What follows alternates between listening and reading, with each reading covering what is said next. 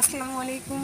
সবাই কেমন আছেন? আশা করি সবাই ভালো আছেন। তো আমি আজকে রান্না করবো পাঙ্গাস মাছ। তো প্রথমে আমি তেলের মধ্যে জিরার তেজপাতা দিয়ে দিলাম, তারপর পেঁয়াজ দিয়ে দিচ্ছি, হালকা ভাবে ভেজে নেব।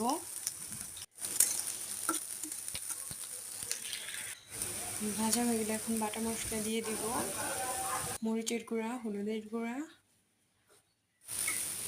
একটু পানি দিয়ে কষিয়ে নিব মশলাটা। তো মাছ দিয়ে দিলাম,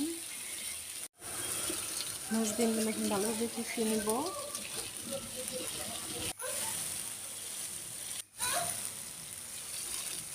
মাছ কষানো হয়ে গেলে এখন কিছু আলু দিয়ে দিব, যেহেতু আমার ছেলেটা খাবে।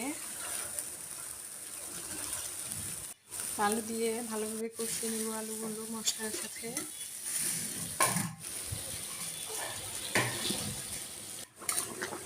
তো তারপর ঝোল দিয়ে দিব পরিমাণ মতো, কমে আসলে। এই তো আমি রান্না করি আর বাহিরের পরিবেশ দেখি, বৃষ্টি হচ্ছে বাহিরে। তো এই তো আমার রান্না শেষ। Thank you.